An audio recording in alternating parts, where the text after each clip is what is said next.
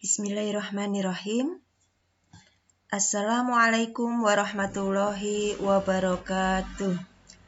Anak-anak, mau belajar apa hari ini?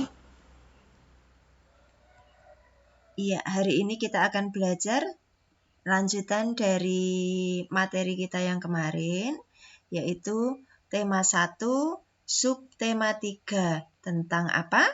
Tentang pertumbuhan hewan. Oke, sebelum kita lanjut, kita awali dulu dengan membaca doa belajar bersama agar apa yang akan kita pelajari ini nanti mendapat ridho dari Allah Subhanahu wa Ta'ala dan dipermudah dalam pemahamannya. Baik, kita baca doa bersama-sama diawali dengan ta'awud. A'udzu billahi minasyaitonir rajim. Bismillahirrahmanirrahim. Raditu billahi rabba wa bil islami dina wa bim muhammadin nabiyyan wa rasulah. Rabbi zidni ilma warzuqni fahma. Amin. Alhamdulillah. Baik anak-anak, kita masuk ke materi yaitu pertumbuhan hewan. Apa yang akan kita pelajari tentang pertumbuhan hewan?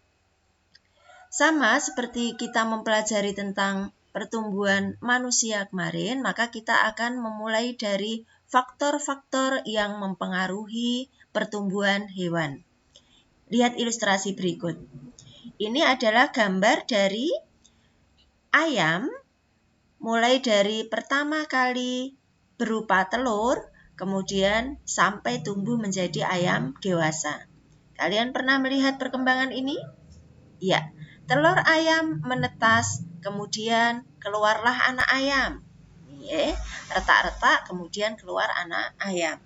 Tumbuh, kemudian menjadi ayam dewasa. Ada ayam betina, ada ayam jantan. Nah, kalau yang kita miliki itu adalah ayam betina, maka ayam tersebut akan menghasilkan telur. Ya, jadi dia akan menghasilkan telur lagi, dierami lagi, kemudian menjadi anak ayam lagi, dewasa lagi, dan seterusnya seperti itu. Itu namanya adalah perkembangbiakan hewan. Nah, dari situ, coba nih dibaca percakapan dari dua anak ini. Dani, tolong bantu aku dong. Ciri-ciri ayam itu apa saja ya? Nah, oh gini Zahra, kamu bisa melengkapi titik-titiknya. Ciri ayam itu 1, berkaki titik-titik. Nanti kalian isikan ya. Kemudian yang kedua, tubuhnya itu mempunyai titik-titik. Apa ini? Yang menyelimuti tubuh ayam itu apa namanya ya? Kalian tuliskan nanti di sini. Kemudian yang ketiga, bernafas dengan titik-titik.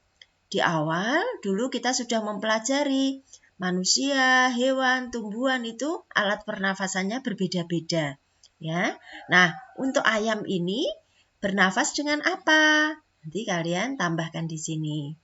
Nah, yang keempat, berkembang biak dengan cara apa? Masih ingat nak? Cara berkembang biak hewan itu ada yang bertelur, ada juga yang melahirkan. Nah, dari ilustrasi di depan kalian sudah tahu bahwa ayam itu berkembang biak dengan cara iya, nanti kalian tuliskan di sini ya, dijawab sambil mengingat-ingat kembali. Oke, yang kelima, ayam itu kalau mengambil makanan itu tidak dengan mulut seperti manusia, melainkan dengan apa coba? Kalau kalian belum tahu, boleh perhatikan ayam di sekitar kalian, nggih? Ayam itu makan dengan menggunakan apanya? Nanti tuliskan di sini. Nah, ini semua titik-titiknya kalian isi, ditulis di buku tulis. Biar tidak lupa. Ya. Kemudian kita lanjut. Nih masih ada percakapan dua siswa. Oke. Ardi, Ada nggak ya hewan lain yang memiliki ciri-ciri seperti ayam? Dijawab oleh Mas Ardi. Oh, ada Kaira. Hewan lain yang cirinya mirip ayam itu adalah apa coba? Kalian bantu menuliskan di sini ya. Ini sengaja Us kosongi biar kalian bisa menuliskan, membantu menjawab di sini ya. Kira-kira seperti apa ya yang mirip dengan ayam itu? Cara bernafasnya sama, kemudian kakinya jumlahnya juga sama, badannya diselimuti oleh apa? Itu juga sama. Nanti kalian tuliskan, ada 2 macam saja yang cukup kalian tuliskan di sini. Oke? Kemudian, teman-teman, faktor apa saja yang mempengaruhi pertumbuhan ayam? Nah, dulu pada pertumbuhan manusia, yang membuat manusia sehat, yang membuat manusia kuat, ototnya, kemudian menjadi tumbuh besar, berat badannya bertambah, itu macam-macam. Kalian bisa membuka-buka lagi di slide sebelumnya atau di video sebelumnya. Nah, kira-kira sama nggak ya faktor yang mempengaruhi pertumbuhan manusia dengan yang mempengaruhi pertumbuhan ayam? Coba nanti kalian coba tuliskan di dalam buku kalian tentang faktor-faktor yang mempengaruhi pertumbuhan ayam. Yang membuat ayam menjadi lebih besar, yang membuat ayam beratnya menjadi bertambah. Oke, kalau sudah, perhatikan kembali gambar pertumbuhan hidup ayam di halaman sebelumnya. Masih ingat? Oke, kalau belum bisa membayangkan ini, kita buka kembali. Pertumbuhan ayam. Nih, mulai dari telur, kemudian menjadi cangkangnya memecah, keluar ayam kecil, kemudian menjadi ayam dewasa. Nah, ternyata anak-anak, di dalam menggambar sebuah gambar ayam atau hewan yang lain, itu kita bisa membuatnya dengan menggunakan gambar dekoratif namanya. Nah, apa toh gambar dekoratif itu? Ya, lihat slide berikut ini. Pengertian gambar dekoratif. Gambar dekoratif adalah hiasan yang memiliki pola atau motif tertentu.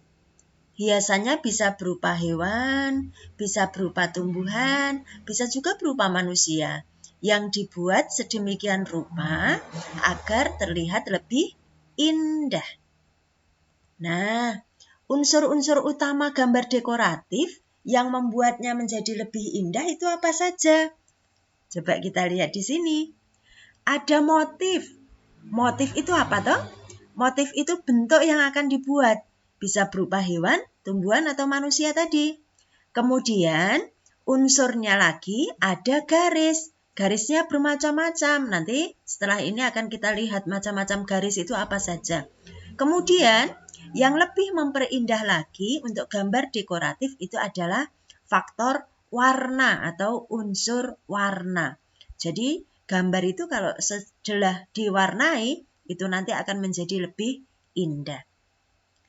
Oke, macam-macam garis. Nah, seperti yang tadi sudah dikatakan di sini bahwa garis itu merupakan unsur utama dari gambar dekoratif. Macam-macam garis itu banyak sekali. Nih, di sini ada ya. Ada 9 yang tertulis di sini. Ada garis yang mendatar seperti ini, tidur. Biasanya kalau kita menyebutnya itu garis horizontal. Jadi garis mendatar itu sama saja garis horizontal. Kemudian ada garis tegak. Garis tegak itu biasa disebut garis vertikal. Garis apa nak? Garis vertikal. Oke, dilanjut. Ada garis yang miring. Biasanya fungsinya adalah untuk menghubungkan antara sudut dengan sudut. Misalnya sudut sebelah kiri bawah ini, kita hubungkan dengan sudut di sebelah kanan atas, itu otomatis kita akan menggunakan garis lurus yang miring. Kemudian, tentu saja garisnya tidak hanya garis-garis yang lurus seperti ini. Masih ada garis lengkung. Ini nanti sangat fleksibel, bisa membentuk bermacam-macam ya. Biasanya kalian kalau mau gambar pelangi ini garisnya garis lengkung. Oke, kemudian garis-garis lurus itu ada juga yang bersilangan. Bersilangan itu bertemu di satu titik seperti ini, Nak. Jadi ada garis yang miring ke sana, kemudian ada garis yang miring ke sini. Nah, kalau dihubungkan ini bertemu di suatu titik. Maka ini disebut sebagai garis bersilangan. Oke, kemudian kalau ada dua garis yang ditaruh atau diletakkan itu kok jejer seperti ini jaraknya sama semua antar garisnya, itu berarti namanya garis sejajar. Misalnya kalian mau menggambar rel kereta api, maka di sana kalian akan membuat garis sejajar dulu. Garis mendatar sebanyak 2 buah. Baru kemudian nanti dihubungkan tengah-tengahnya, bantalannya itu, ya. Oke. Kemudian ada garis yang zigzag seperti ini. Garis lurus tetapi zigzag. Ke atas, ke bawah, ke atas lagi, ke bawah, ke atas, ke bawah, dan seterusnya. Itu macam-macam garis yang bisa memperindah gambar dekoratif. Masih ada lagi nih, ada garis spiral seperti obat nyamuk. Jadi ini muter terus, tidak pernah bertemu. Ujungnya ada di sana, sedangkan ujung yang satunya ada di sebelah dalam. Ini namanya garis spiral. Seperti pada pir. Ya, kalau kalian main pir atau pegas itu adalah salah satu penerapan dari garis spiral. Kemudian masih ada lagi yaitu garis bergelombang. Gitu nggih. Oke. Kita lanjut. Apa tuh kegunaan gambar dekoratif? Gambar dekoratif ini bisa dipakai untuk berbagai hal. Antara lain hiasan pada batik, guci, dekorasi rumah, hiasan lemari atau mebel yang lain, hiasan rumah, gitu ya. Itu biasa menggunakan gambar-gambar dekoratif. Gitu. Nanti bisa kalian lihat-lihat lagi, apa iya toh batik itu menerapkan gambar dekoratif? Di sana ada gambar hewan, ada gambar tumbuhan yang dibuat sedemikian rupa sehingga menjadi lebih indah. Ada motifnya, ada garisnya, ada warna-warnanya. Seperti itu ya nak ya. Bisa difahami soleh solihah? Insya Allah. Alhamdulillah. Oke, kita lanjut ya. Nah ini macam-macam gambar dekoratif. Ini saya berikan satu contoh untuk motif ayam. Ternyata menggambar ayam dengan teknik gambar dekoratif itu bisa step by step atau bertahap. Tahap pertama kalian bisa membuat lingkaran dulu.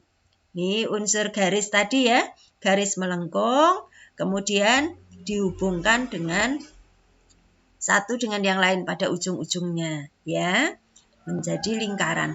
Kemudian dihubungkan lagi dengan garis-garis lengkung ini, garis bergelombang, menjadi lehernya. Kemudian yang ketiga, kita beri lagi lingkaran kecil di sini, menjadi kepala. Lalu kita beri, apa ini? Cengger ya. Ya, di ujung kepala itu ada cenggernya. Kemudian ini ada sayap-sayapnya. Lanjut ke kaki-kakinya. Nah, pada bagian terakhir kalian bisa menambahkan unsur warna. Seperti itu anak-anak. Nanti kalian bisa coba-coba di rumah. Oh, menggambar ayam itu ternyata mudah gitu ya. Oke, contoh lagi. Nah, ini yang suka kupu-kupu. Terus berikan gambar dekoratif motif kupu-kupu. Gambar kupu-kupu itu bisa dari unsur garis apa ini nak? Garis lengkung menjadi 2 buah lingkaran yang dihubungkan. Ternyata ini nanti membentuk apa? Leher dan kepala. Kemudian masih ada lagi. Ini dihubungkan kemudian menjadi mata. Lalu sayap. Sayapnya baru 1. Dihubungkan lagi menjadi 2, 3, dan seterusnya. Baru kemudian di akhir kita beri warna. Menjadi lebih indah bukan? Iya. Oke, ini juga contoh motif-motif kupu-kupu yang diberi warna hijau dan oranye. Kemudian, kalau gambar dekoratif motif manusia itu seperti ini. Ada manusia yang menunjuk, kemudian ada yang berlari ini ya. Dimulai dari lingkaran, kemudian ada garis tegak, ada garis mendatar. Tadi apa namanya?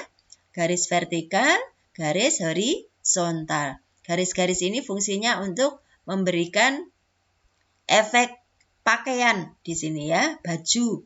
Kemudian juga kaki, tangan itu menggunakan garis lurus. Kalau kepala menggunakan garis lengkung. Bisa nak? Iya, tapi untuk yang ini belum diberi unsur warna. Oke, nanti bisa kalian coret-coret di rumah, membuat gambar dekoratif, bisa motif hewan, motif tumbuhan, atau motif manusia. Yuk, sekarang kita lanjut kembali. Udin memiliki hewan peliharaan. Hewan peliharaan Udin adalah 2 ayam betina dan 2 ayam jantan. Kedua ayam betina peliharaan Udin bertelur. Yang bertelur hanya ayam betina loh ya. Masing-masing ayam betina bertelur 10 butir. Setelah 21 hari, telur ayam Udin menetas menjadi anak ayam. Nah, Udin kemudian menyimpan anak ayamnya pada 2 kandang yang berbeda. Karena ayam betinanya itu bertelur banyak, maka sama Udin dipisah-pisah biar nafasnya bisa longgar gitu ya. Udin menyimpan anak ayamnya pada 2 kandang yang berbeda. Berapa anak ayam Udin semuanya? Setelah Udin menyimpan anak ayamnya pada 2 kandang yang berbeda, Udin kemudian menghitung semua anak ayamnya itu ada berapa. Tadi sudah dibagi rata. Di setiap kandang isinya sama. Yuk kita lihat di sini. Ini adalah kandang Udin. Ini kandang yang pertama, ini kandang yang kedua. Anak ayamnya masing-masing diisi sama. Yang pertama diisi 10 anak ayam. Kemudian kandang yang kedua juga diisi 10 anak ayam. Ternyata setelah dihitung, anak ayamnya berjumlah berapa? 20. Iya betul. 10 ditambah 10 sama dengan 20. Ini adalah penjumlahan-penjumlahan, bilangannya sama, tetapi diulang 2 kali. Ternyata bentuk ini nak, yang menghasilkan bentuk perkalian. Atau bisa kita tuliskan dalam bentuk perkalian menjadi seperti ini. Ya, 2 kali 10 menjadi 20. Jadi, banyaknya pengulangan ditulis terlebih dahulu. Ini diulang berapa kali tadi angka 10-nya? 2 kali. Berarti di sini ditulis dulu 2 kali. Nah, angka yang diulang itu berapa? Nih, angka yang diulang-ulang itu adalah angka 10. Maka ditulis di sebelah belakang. Hasilnya berapa? Hasilnya adalah 20. Masih ingat cara menulis bentuk perkalian, nggih? Di kelas 2 sudah pernah dipelajari untuk angka-angka yang sederhana. Sambil mengingat-ingat kembali. Karena ini adalah prinsip yang harus kalian pahami sampai nanti kita mengerjakan untuk perkalian-perkalian yang bentuknya lebih besar. Oke, kita lihat kembali ilustrasinya. Ya, perkalian itu adalah bentuk penjumlahan yang berulang-ulang. Difahami ya nak? Jadi perkalian itu adalah bentuk penjumlahan yang berulang-ulang. Pengulangannya itu ditulis di depan, kemudian angka yang diulang-ulang itu ditulis di belakang. Sip, kita lanjut lagi. Jika Udin memiliki 3 buah kandang yang berisi masing-masing 12 ekor ayam, maka tulislah bentuk penjumlahannya, kemudian tulislah bentuk perkaliannya. Kita lihat ilustrasinya, masing-masing 12 ekor ayam. Ya, di sini ada 12, kemudian kandang kedua 12, kandang ketiga 12, maka jumlah totalnya adalah 36. Kalau ditulis dalam bentuk perkalian bagaimana? Iya, pinter, kalian sudah bisa menuliskannya. Kita cek ya. Jadi yang ditulis terlebih dahulu adalah banyaknya pengulangan. Berapa? 3. Kemudian angka yang diulang-ulang itu angka berapa? 12. Berarti 3 ditulis dahulu, baru kemudian 12-nya ditulis di bagian belakang. Sama dengan berapa? 36.